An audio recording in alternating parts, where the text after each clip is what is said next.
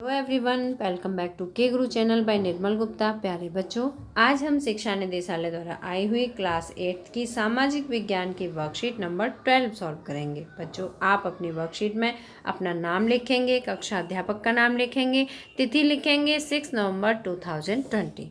और बच्चों, आज आप वर्कशीट में पढ़ेंगे हमारे अतीत पुस्तक का पाठ व्यापार से साम्राज्य तक। व्यापार से साम्राज्य तक किस तरह से व्यापार की शुरुआत हुई और किस तरह से वो व्यापार बढ़ते बढ़ते लास्ट में साम्राज्य का रूप ले गया। तो देखिए, इस पाठ में आज का टॉपिक है व्यापार से युद्धों तक। ठीक है, ये आपका पाठ का नाम है और जो आज आपकी वर्कशीट में टॉपिक कवर होगा वो होगा व्यापार से युद्धों तक। तो स्टार्ट करते हैं आज की वर्कशीट। औरंगजेब की मृत्यु के बाद मुगल शासन कमजोर हो गया। बच्चों, इसका मतलब है कि जो मुगल शासक थे उनमें मुगल शासन का सबसे शक्तिशाली अंतिम शासक था औरंगजेब। ठीक है, अंतिम शक्तिशाली शासक था औरंगजेब। इसकी मृत्यु के बाद मुगल शासन कमजोर हो गया। इसके बाद जो भी शासक हुए वो कमजोर थे, वो बहुत शक्तिशाली नहीं थे। तो शक्तिशाली अंतिम शासक कौन था? औरंगजेब था। और क्षेत्रीय शासक अपनी ताकत दिखाने लगे थे। और वो जो शासक थे मुगल शासक, उनके सामने जो क्षेत्रीय शासक थे, आसपास के क्षेत्रों वाले जो शासक थे, वो बराबरी के ताकतवर थे। तो वो अपनी अपनी ताकत को दिखाने लगे थे। बंगाल के नवाब ने ईस्ट इंडिया कंपनी को रियायतें देने से मना कर दिया। जो बंगाल के नवाब थे उन्होंने ईस्ट इंडिया कंपनी को, ईस्ट इंडिया कंपनी इंग्लैंड की कंपनी थी, है ना, ये पहले व्यापार के उद्देश्य से भारत देश आई थी, तो इसे रियायतें देने से मना कर दिया और व्यापार के अधिकार के बदले नजराना मांगे। नजराना मतलब उन पर टैक्स लगा दिया, वो मांगने लगे। साथ ही सिक्के ढालने और किलेबंदी बढ़ाने से भी रोक दिया। अब बच्चों, जो ईस्ट इंडिया कंपनी आई थी भारत, वो अपने सिक्के नहीं ढाल सकती थी, वो अपने किलेबंदी नहीं कर सकती थी, और उनसे व्यापार के बदले, अगर वो भारत देश में व्यापार करेंगे तो उन्हें उसके बदले में नजराना देना पड़ेगा। कंपनी और बंगाल के नवाब के बीच यह टकराव बढ़ता गया। जो बंगाल के नवाब थे उन्होंने ये सारी शर्तें लगाई, तो इन कारणों से बंगाल के नवाब और ईस्ट इंडिया कंपनी के बीच में टकराव बढ़ता चला गया। सन 1756 में अली वर्दी खां की मृत्यु के बाद, बच्चों यहाँ से बहुत इंपॉर्टेंट हिस्ट्री का पॉइंट शुरू होता है। इसे आप 8th में पढ़ रहे हैं, इसे आप 9th में भी पढ़ेंगे, 10th 11th 12th और आगे जितना भी आप पढ़ेंगे हिस्ट्री के टॉपिक, वहाँ तक यही सेम टॉपिक रहेगा, इसलिए आप बहुत ध्यान से पढ़िए। तो देखिए, सन 1756 में अली वर्दी खां की मृत्यु के बाद सिराजुद्दौला बंगाल के नवाब बने। ठीक है, इतिहास का ये मोस्ट इम्पोर्टेंट क्वेश्चन है जो अक्सर पेपर में पूछा जाता है। तो अली वर्दी खां की मृत्यु के बाद कौन शासक बना था? सिराजुद्दौला बंगाल के नवाब बने थे। ठीक है, कौन बने थे? सिराजुद्दौला बंगाल के नवाब बने थे। कंपनी को उनकी ताकत से भय था। सिराजुद्दौला जो थे वो बहुत ताकतवर शासक हुए। कंपनी उनकी जगह कठपुतली नवाब चाहती थी। और कंपनी क्या चाहती थी? उनको ताकतवर शासक नहीं चाहिए था, उनको तो कठपुतली शासक चाहिए था जिसे वो अपने अनुसार नचाते रहें, है ना। उन्हें ऐसा शासक चाहिए था जो उसके इशारों पर नाचे। सिराजुद्दौला ने कंपनी को उनके राजनीतिक मामलों में टांग न अड़ाने का हुक्म दिया। सिराजुद्दौला ने कंपनी को क्या ऑर्डर दिया कि वो राज्य के राजनीतिक मामलों में कोई भी हस्तक्षेप ना करे और टैक्स अदा करने को कहा। और कंपनी से ये भी कहा कि वो टाइम टू टाइम टैक्स पे करती रहे। लेकिन कंपनी ने बात नहीं मानी। कासिम बाजार स्थित इंग्लिश फैक्ट्री पर नवाब ने कब्जा कर लिया। अब इसके परिणाम स्वरूप क्या हुआ बच्चों? जो इंग्लिश फैक्ट्री थी उस पर नवाब ने अपना कब्जा कर लिया। ठीक है, और कोलकाता के किले पर कब्जे के लिए निकला। जब वहाँ पर इंग्लिश फैक्ट्री पर अपना अधिकार स्थापित कर लिया, इसके बाद वो कोलकाता पर अपना कब्जा करने गया। तो कंपनी ने रॉबर्ट क्लाइव के नेतृत्व में सेनाओं को रवाना किया।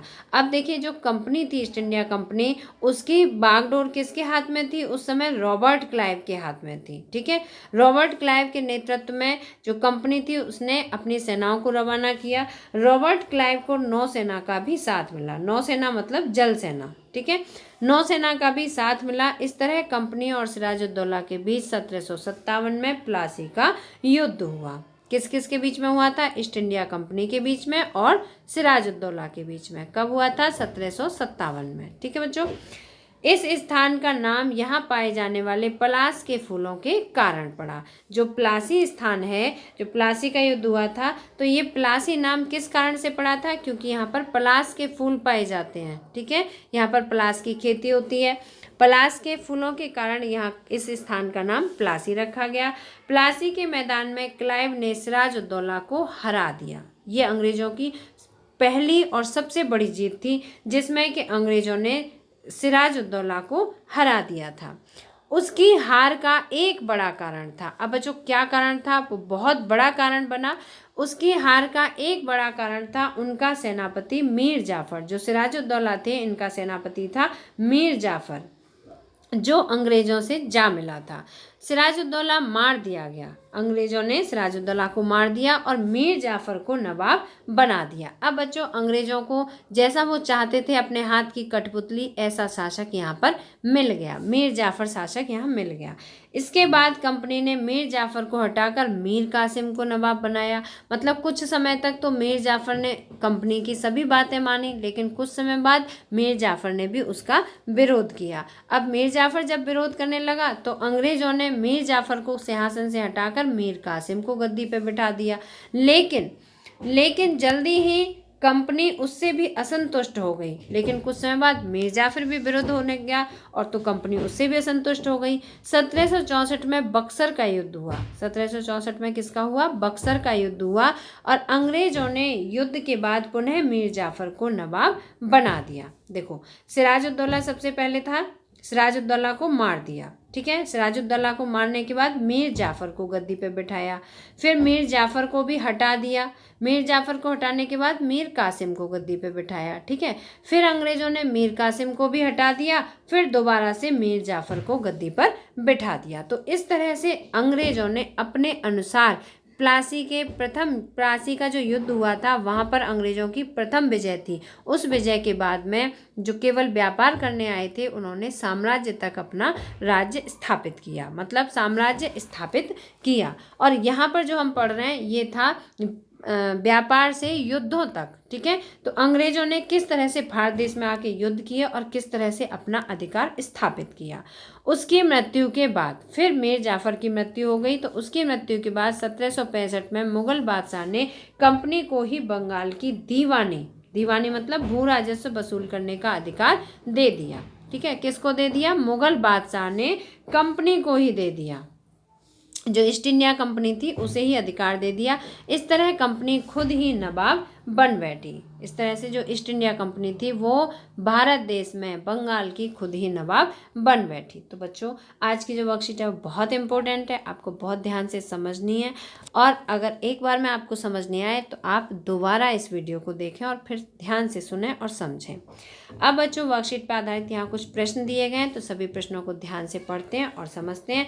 पहला प्रश्न है, प्लासी का नाम किस तरह पड़ा? प्लासी का नाम किस तरह पड़ा? तो बच्चों, पहले प्रश्न का आंसर आप लिखेंगे पलाश के फूलों के कारण। किसके फूल थे? पलाश के। ठीक है, पलाश के फूलों के कारण इस स्थान का नाम प्लासी रखा गया।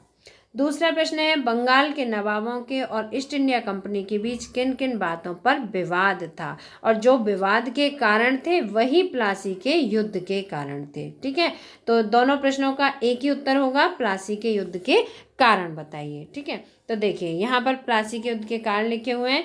प्लासी के युद्ध के निम्न कारण थे। पहला कारण था अंग्रेजों की साम्राज्यवादी महत्वाकांक्षा। अंग्रेज जो थे वो साम्राज्यवादी महत्वाकांक्षा रखना चाहते थे, है ना। साम्राज्यवादी मतलब वो पहले आए तो व्यापार करने थे, लेकिन वो यहाँ की स्थितियों को देखते हुए वो समझ गए कि हम यहाँ पर साम्राज्य भी अपना स्थापित कर सकते हैं।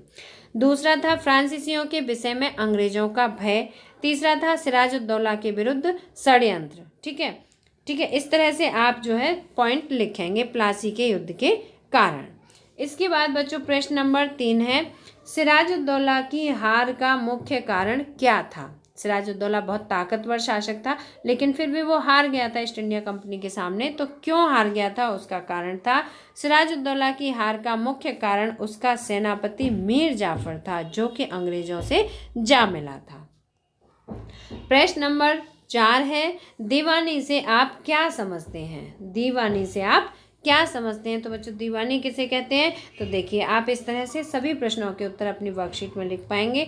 दीवानी थी राजस्व और राजस्व संबंधी मामलों को तय करने का अधिकार दीवानी कहलाता है। ठीक है बच्चों, राजस्व और राजस्व संबंधी मामलों को तय करने का अधिकार दीवानी कहलाता है। तो बच्चों इस तरह से आपकी वर्कशीट पूरी हुई। आज के सभी प्रश्नोत्तर और वर्कशीट अगर आपको समझ आ गया हो तो आप वीडियो को लाइक करना, अपने फ्रेंड्स के साथ शेयर करना, और अगर आपने अभी तक हमारे चैनल को सब्सक्राइब नहीं किया तो आज सब्सक्राइब जरूर करना। मिलते हैं फिर इसी तरह की नेक्स्ट एजुकेशनल वीडियो में। Till then bye bye, good luck to all of you.